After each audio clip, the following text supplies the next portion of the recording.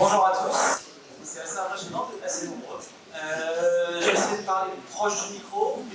N'hésitez pas si je vous en prie, Karim. N'hésitez pas à me dire si vous ne m'entendez pas. Et je vous souhaite un bon topo. Donc moi je suis docteur Lestrade, je suis médecin actuellement au déchirure chirurgicale de Lille. Et je vais essayer de vous faire une présentation sur peut-on vraiment être à jeun pour une chirurgie urgente à Lille. Je n'ai pas de conflit d'intérêt, que ce soit financier ou géographique. Je suis parisien. Comme tout diapo actuellement, la question était de cibler le sujet. Je pense que j'ai passé à peu près autant de temps à essayer de comprendre la question qu'à essayer de faire le diapo. Est-ce que ça voulait dire est-ce qu'il fallait attendre d'être à jeun? Est-ce que ça voulait dire l'impact de la chirurgie sur le fait d'être à jeun? Et on va partir sur du coup le principe de est-ce qu'on peut arriver à jeun à une chirurgie? Est-ce que la chirurgie va influencer sur le jeûne préopératoire? Comme toute personne raisonnable, j'ai demandé à tous les métiers de faire le topo. Alors j'ai pas dit que j'étais anesthésiste, parce qu'on m'a expliqué après qu'on pouvait préciser les choses. Mais malheureusement, ça s'est fini par c'est toujours important de suivre les instructions spécifiques de l'équipe médicale. Et du coup, c'est ce que je vais essayer de faire au cours de ce topo. Au cours de ce topo, on va parler déjà de chirurgie urgente. Qu'est-ce que c'est? De jeûne préopératoire. On va aborder très rapidement, on va dire, notre principale préoccupation, syndrome de Mendelssohn, l'inhalation en tout cas pulmonaire. On va parler bien évidemment, parce que je pense que tout le monde l'attend, d'écho gastrique. On va parler de problème de l'étanche gastrique. Et enfin, j'espère arriver à vous parler d'optimisation de la prise en charge à l'aide des outils actuels. Pour commencer, voici une diapo que je trouve vraiment affreuse et qui est sortie tout droit de 2023 du World Journal of Energy Surgery, qui reprend les principes, qui va décrire en tout cas les types de chirurgie urgente. Si on essaie de l'affiner un peu, il y avait déjà une classification qui existe, qui s'appelle le NEST, Non-Elective Surgery Triage, pour dire en gros qu'est-ce qu'il fallait opérer, quand l'opérer et quel était le timing idéal. Là, cette classification a le mérite d'essayer de simplifier les choses avec petit 1 un code couleur, comme on peut le voir en obstétrique. Alors après, mettre la même couleur pour la mise en page reste à désirer, mais par contre, concernant le principe de mettre un temps idéal pour réaliser la chirurgie, de mettre des scénarios cliniques, d'avoir la stabilité hémodynamique ou non, et enfin de se mouiller sur le type de chirurgie. Ça reste maintenant, on va dire, la classification qui est la plus reconnue. Ici, si on parle de chirurgie urgente, on va s'intéresser, on va dire, aux 3 cas supérieurs, rouge, orange, jaune. On va dire que c'est essentiellement les chirurgies qui doivent être faites dans les 6 heures. On va se dire, pour l'instant on va essayer de croire ce que je dis, que si on doit attendre 12 heures ou plus, je ne demande pas de mettre les gens à 12 heures, mais raisonnablement, on pourra s'assurer potentiellement d'un jeûne préopératoire. La chirurgie, en tout cas en tant que telle, chirurgie urgente, n'impactera pas la situation. Par contre, pour toute chirurgie qui doit être faite soit immédiatement, soit dans l'heure, on imagine bien qu'il va y avoir des répercussions par rapport à soit le type de chirurgie, soit la douleur, ce qui sera du stress, normalement en temps. Quand on a vu qu'est-ce que c'était qu'une chirurgie urgente, on va se poser la question du jeûne préopératoire. Je rappelle, je suis une porte ouverte, le jeûne préopératoire, il sert à réduire le volume et l'acidité gastrique afin de prévenir l'inhalation bronchique du conduit gastrique. L'ISPAR, étude de recommandation actuelle, chez l'adulte, recommande un plat, on va dire, somme toute léger jusqu'à 6 heures. Discussions sont encore sur le plat hypercalorique, gras, du nord. Ça devrait être jusqu'à 8 heures. Les liquides clairs jusqu'à 2 heures. Et on se prononce maintenant sur le fait que le machine chewing-gum ou sucer un bonbon est autorisé avant la chirurgie. Quand on a parlé de jeûne préopératoire, on va parler très rapidement du syndrome de Mendelssohn, où on va dire sur la dernière étude en France, les autres études en Angleterre résultats de QI épidémiaux. Et il y avait sur une année 83 décès qui pouvaient être affectés au syndrome de Mandelson, d'inhalation. C'était surtout des urgences digestives et des patients graves, ASA3, supérieur au final. C'était quasiment exclusivement en induction, même si je le rappelle, ça peut aussi arriver au moment de l'extubation. Et dans quasiment tous les cas, à 94%, il y avait une non-conformité des règles dans la pratique clinique. Si on reprend très rapidement une vieille diapo, qu'est-ce qu'il faut pour faire une inhalation? Il faut qu'il y ait une diminution de la pression au niveau du sphincter bas de l'œsophage, il faut une altération des réflexes pharyngés, et enfin une augmentation du volume gastrique. Si jamais on décrit ça, derrière, on a quelques facteurs de risque, bien entendu, On a l'estomac plein, donc sur le volume gastrique, qui va dépendre de soit le non-respect de la jeûne, l'hypersécrétion, l'obstacle, on en parlera un petit peu après, qui va donner des régurgitations passives, des effets de vomissement actifs. Et après, l'absence de protection des voies aériennes en cas d'intubation va entraîner potentiellement une inhalation de l'eau.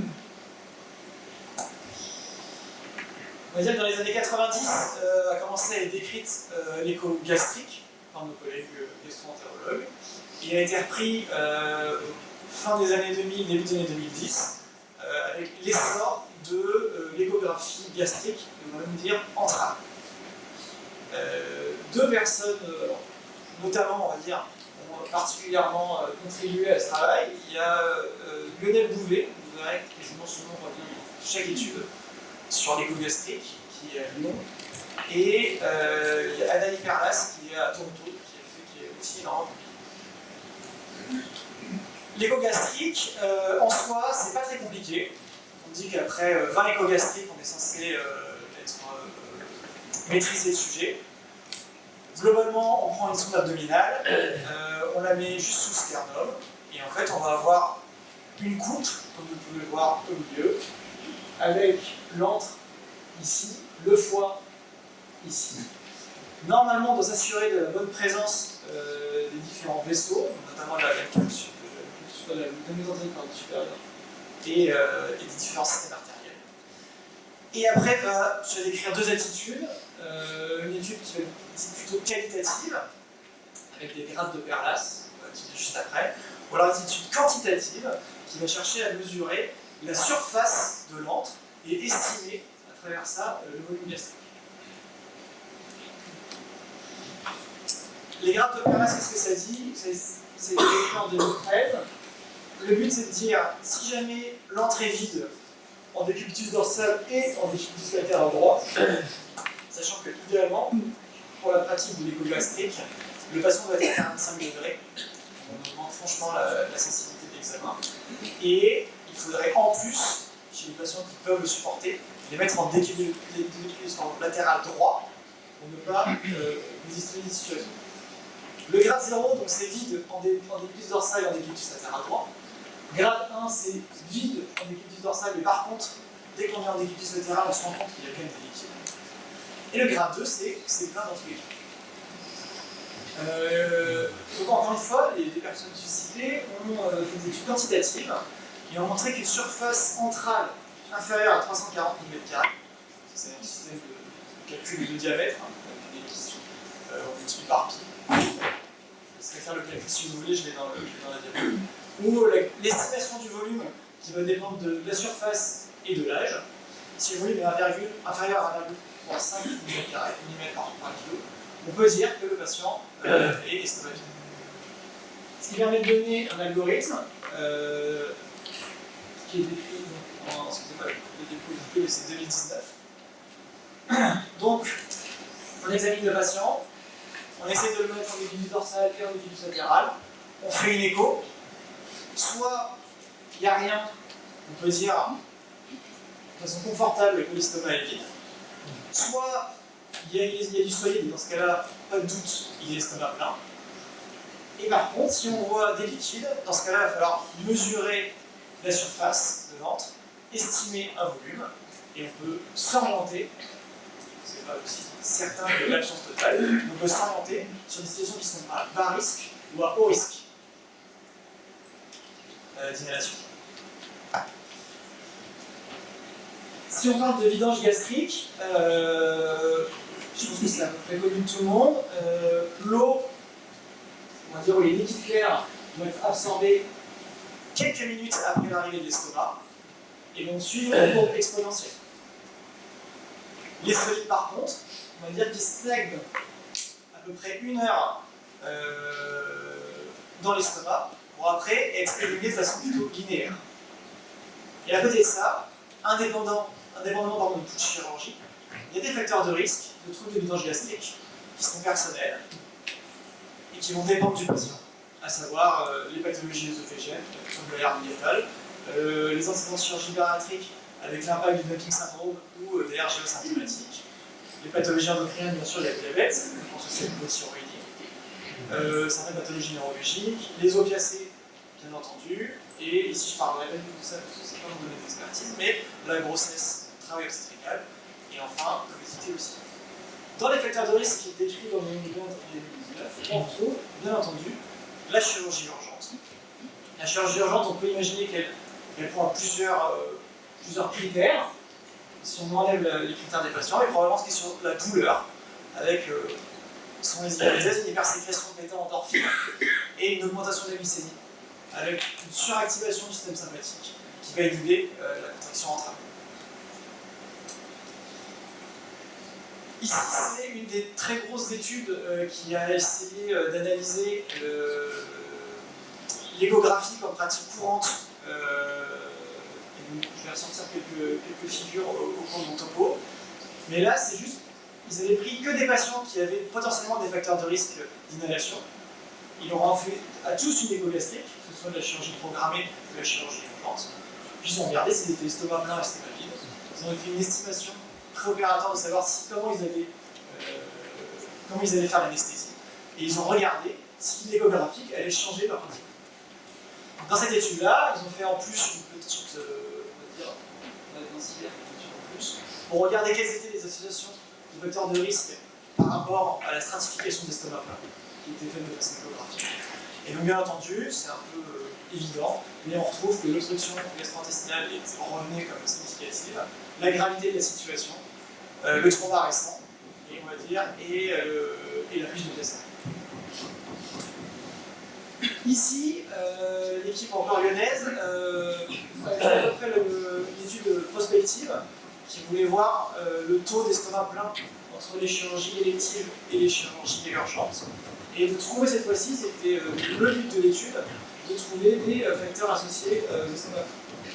Et ce qui ressort de leur étude, c'était que, indépendamment de tous les autres, la chirurgie urgente, l'hémorphilie en préopératoire, le diabète et l'obésité étaient les 4 seuls facteurs indépendants prédictifs d'estomac. Concernant le jeûne et donc la vacuité gastrique, on va commencer à rentrer dans le sujet. Cette étude que j'ai décrite tout à l'heure, ils ont fait une écho à tous les patients qui doivent avoir une chirurgie élective, qui étaient censés avoir respecté les règles de jeûne. Et en fait, on se rend compte que parmi tous les patients, il y en a en fait, on va dire un cinquième, globalement, qui est estomac. Que ce soit du liquide ou du solide. Ici, et là on va rentrer vraiment dans le sujet, encore une fois, c'est l'équipe lyonnaise. Ils ont pris toutes les chirurgies urgentes de leur service. Ils ont fait des échos gastriques à toutes les chirurgies urgentes et toutes celles qui devaient être opérées 6 heures après. Ils ont fait une écho gastrique et ils se sont rendus compte que toute personne qui avait été mise à jeun pendant 6 heures, normalement on se dit que ça permet la vidange gastrique. En fait, il y a une distribution conséquente où en fait là, on nous dit que c'est à peu près à partir de cet endroit-là, quasiment 80% des gens étaient estomac. Et parmi ces... alors, c'était l'estomac plein, c'était évalué par rapport à la surface ventrale. Et les deux facteurs indépendants, encore une fois, qui était corrélé à cet estomac plein, ce n'était pas la durée du jeûne. Bien sûr, il y avait des patients qui avaient jeûné plus ou moins longtemps. Ça ne rentrait pas en compte sur le fait d'être estomac plein. Mais c'était le BMI, donc l'obésité, et la consommation de morphine en opération. Quand on a dit tout ça, qu'est-ce qu'on fait? Ici, c'est un algorithme qui est proposé, encore une fois, par l'équipe de NES, de NEPV, et qui, si on la reprend, nous dit on fait une échographie au patient, on essaie de mettre à 45 degrés, on fait l'échographie, si on n'arrive pas, il faut continuer à déficit dorsal. Si on fait l'échographie, qu'est-ce qu'on voit? On voit rien, on avance, on voit toujours rien sur l'échographie, le volume, il est là, le volume, alors je reprends, hop, ici on regarde en diffuse latéral droit, il n'y a rien dans l'antre, il est à bas risque de faire une inhalation. Ici en diffuse latéral droit, il y a un doute, il y a du fluide, on mesure le volume, soit c'est inférieur à 1,5 mK, il est à bas risque, soit c'est supérieur, il est à haut risque. Et par contre, si jamais on n'arrive pas à les mettre en déficit latéral droit, dans ce cas-là, on fait l'estimation de la surface centrale et on aura la stratification entre le low risque, bas risque, pardon, et on décrit un risque intermédiaire sur lequel malheureusement il n'y a pas de prise en charge. C'est juste pour dire, on différencie, on va pas avoir une discussion qui est juste binaire, on va avoir un entre-deux où ce sera l'expertise de l'équipe. Si on fait ce raisonnement clinique, on dit que l'échographie peut être un outil satisfaisant pour faire une évaluation préopératoire. Les études vont essayer de le chercher. Qu'est-ce que ça montre? Je suis désolé, mais c'est toutes les dates. Ça, c'est une étude de 2018 en chirurgie urgente pédiatrique. Ils ont fait demander aux praticiens de dire est-ce que pour vous il est estomac plein ou pas? Quel est votre protocole anesthésique? Tous les patients, juste avant l'induction, ont une échographie. Ils leur ont donné les résultats. Il y a eu du coup un changement de groupe de patients. Il y avait 41 patients sur lesquels, normalement, selon la décision clinique, qui n'était pas estomac plein. Finalement, il y avait 15 de plus qui étaient estomac plein. Donc ça a changé dans 14 situations, dans 14 cas, la prise en charge. Pareil de l'autre côté, ça a changé certes moins sur les estomacs pleins. Donc en fait, la leçon de ce papier sur le morphèle, c'est que c'est très bien pour discriminer des patients qui sont faussement estomac pleins. Par contre, si jamais il y a des craintes qui sont estomac pleins, généralement ça va juste confirmer cette hypothèse. Ici, c'est encore une fois cette belle étude je vous ai déjà montré le diapo tout à l'heure. Là, ça montre que dans quand même un cas sur deux, c'était une étude par contre monocentrique, mais sur quasiment 2000 chirurgies. Ils ont fait des échoplastiques à tout le monde, et dans un cas sur deux, ils ont changé leur protocole anesthésique en fonction des échoplastiques.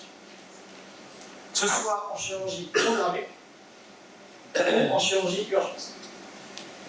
Je vais accélérer parce que ça montrait que j'ai plus de temps.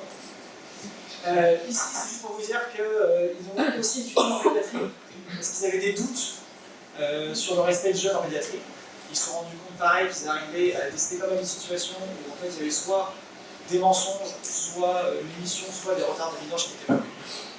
Et ici, on va dire que pour finir, ce serait un décisionnel qui est proposé par un organisme pédagogique américain, où par contre, du fait qu'on a une chirurgie urgente à faire, est-ce que c'est pertinent cliniquement de se poser la question?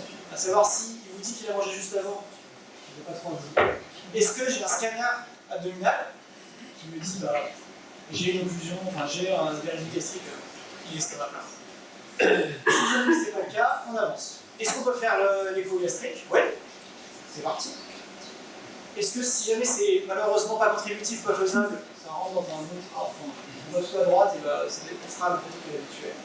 Par contre, si l'estomac est vide, on peut se dire qu'on ira plus facilement à une situation libérale anesthésique, c'est-à-dire qu'on ira plus facilement à ne pas aller à la séquence rapide. Si jamais par contre on a des liquides clairs, on fait le volume comme tout à l'heure, on pourra dire si c'est plutôt libéral ou plutôt à haut risque. Si jamais bien sûr il y a du solide dedans, on part sur une situation à haut risque. Si on est sur la situation de risque, est-ce que c'est une urgence chirurgicale absolue? Et dans ce cas-là, on va dans la case optimisation d'anesthésie. On discute l'ALR, si elle est faisable, on discute l'arachie. Si jamais on n'a pas le choix, si on peut toujours préparer, si on est sur l'ALR ou l'arachie, la séquence d'intubation après. Si on n'a pas le choix, on fait la transition. Et enfin, si la chirurgie n'est pas forcément urgente, on peut attendre, on peut retarder, pas trop, c'est encore délicat, il ne faut pas retarder trop par rapport aux jeunes et chirurgies, surtout en urgence. On peut répéter l'échographie pour essayer d'avancer dans notre protocole. J'ai mis 2 mots sur l'érythromédine et sur la gastrique en préop, mais je pense que ce sera pour plus tard. Pour d'autres questions. Et ben j'ai mis du coup. Je suis en contrôle, j'ai le temps. Et donc, un petit mot, il y a eu tout un tas d'études sur les médicaments qui peuvent être intéressants pour optimiser les vidanges gastriques. Globalement, soit les études disent qu'il ne faut pas le faire, soit c'est la discussion avant le clinicien. Donc, ce qu'on retrouve qui peut être intéressant, c'est l'érythromycine, qui est étudiée quand même sur la plus grosse étude de façon plus ou moins convaincante, qui montre qu'il y a quand même un intérêt chez les patients qui ont une chirurgie urgente pour la vidange gastrique, mais pas dans le trauma. C'est le seul écueil, ça ne marche pas dans le trauma. Par contre, il y a un intérêt à l'étudier dans d'autres cas, et bien sûr, pas l'obstruction, là ça marche un peu. Petit 2, il y a aussi la question de la sonde gastrique. Est-ce que je la mets avant, est-ce que je la mets après? Là, je vous ai une petite étude qui propose, ou qui est faite dans l'anesthésie manuelle, qui propose un algorithme de savoir quand est-ce que je mets la sonde gastrique ou pas. Sachant que eux, j'ai l'impression qu'ils vont quand même beaucoup à l'intubation vigile, peut-être plus que nos pratiques dans leur algorithme. Donc voilà, si jamais ça vous intéresse, je vous propose ces algorithmes. Et enfin, pour finir, le jeûne, ça reste incertain dans des contextes de l'urgence. Comme vous avez pu voir, même en cas de jeûne prolongé de plus de 6 heures, les patients peuvent avoir encore des troubles de vidange gastrique et peuvent être estomac plein. Le risque principal, c'est la reste inhalation avec une grosse morbidité, une mortalité par rapport à importante. Et enfin, l'échographie qui va prendre une place de plus en plus importante dans le dossier. Normalement, je finis toujours par une diapo sur le foot, mais en ce moment, c'est très compliqué pour moi. Je fais juste un placement de règles. Parce que j'ai quelques collègues qui sont ici en avant. Et je suis bien sûr disponible pour toutes les questions si vous avez.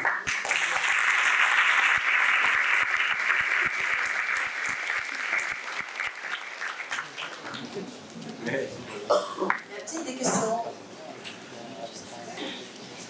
Ouais.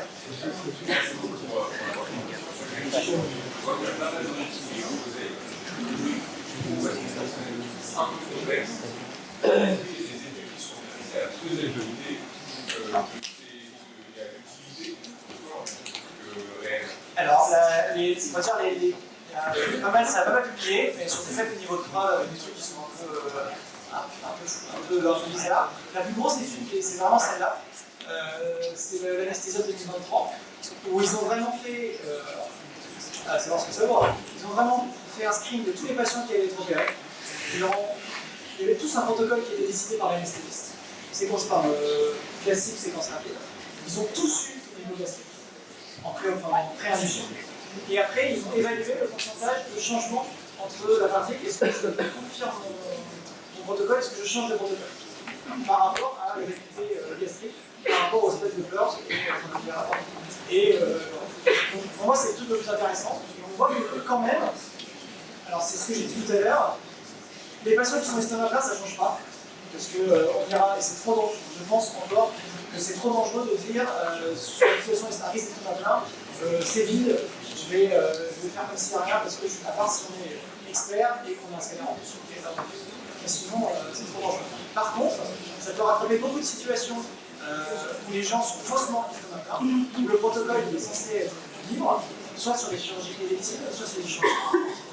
On peut se dire quand même, semi-urgent, on va dire, on peut se dire, voilà, je suis rassuré, il n'y a vraiment rien. Par contre, non, attention, il y a quand même de l'estomac plein par contre de malaise, de changement de protocole gastrique, quitte à PMD chez l'ALR, je vais faire une induction séquence rapide avec tous ces risques que j'ai pas eu le temps de développer, mais faire une induction séquence rapide, c'est mon action. Ça, c'est la plus grosse étude, en tout cas, c'est l'écho gastrique pour la pratique.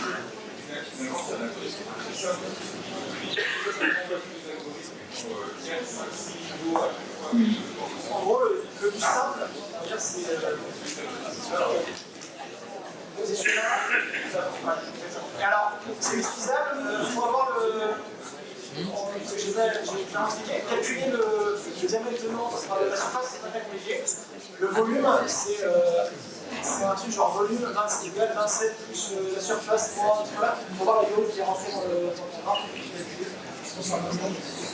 Il y a d'autres questions? Oui. Alors moi j'ai une question. Est-ce que du coup, aux urgences, il faut attendre 6 heures? Et alors, alors, actuellement, oui. Et si oui, est-ce qu'il faut faire une écho au bout de 6 heures? Actuellement, il y a une validation dans les recommandations mégogastriques formelles. Donc actuellement, et alors, parce que j'ai quand même demandé à voir un peu avec j'ai quand même appelé la SNSF.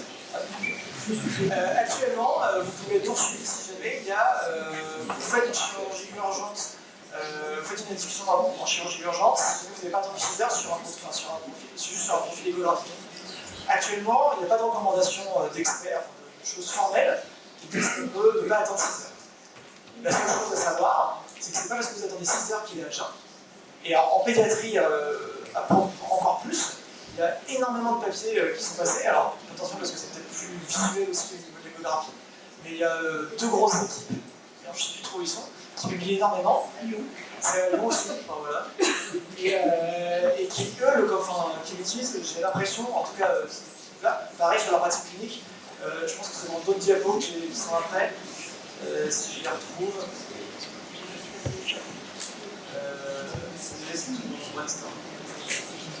Ça doit être bon, il faudrait que je retrouve, mais dans les faits, vous êtes obligé d'attendre 6 heures. Sauf si vous n'attendez pas 6 heures, dans ce cas-là, c'est une séquence rapide. Si jamais vous arrivez à prendre, après c'est votre responsabilité et je ne pourrais pas. Non, sauf chirurgie extrêmement, mais dans ce cas-là, vous devez faire une séquence rapide. Vous ne pouvez pas faire. Et finalement, quel est finalement le problème de faire une séquence rapide à presque tout le monde ou à tout le monde? Ah bah alors initialement j'avais aussi une diapo séquence rapide, mais après mon temps s'est éliminé. La séquence rapide c'est marqueur de la mortalité. Donc il y a plus de désaturation. Ah parce que après c'est pas moi, c'est les études. Il y a plus de potentiel, il y a plus de désaturation, il y a plus de difficultés d'intubation, il y a plus de. Il y a plus d'allergie par rapport à ce là. J'avais ma diapo, mais ma diapo qui n'est pas encore finie, elle est là. Et en gros, ça montre, si jamais je peux vous la donner, toutes les récentes études sur la séquence rapide et sur son implication. En gros, le plus grave, c'est les hypotensions, les désaturations, les intubations difficiles et les allergies. Parce que CO et en utilisation maintenant du rocuronium, c'est quand même la CO et l'orphinum qui sont les plus allergisants, on va dire, donc c'est pas anodin, j'en oublie un peu, c'est pas anodin, c'est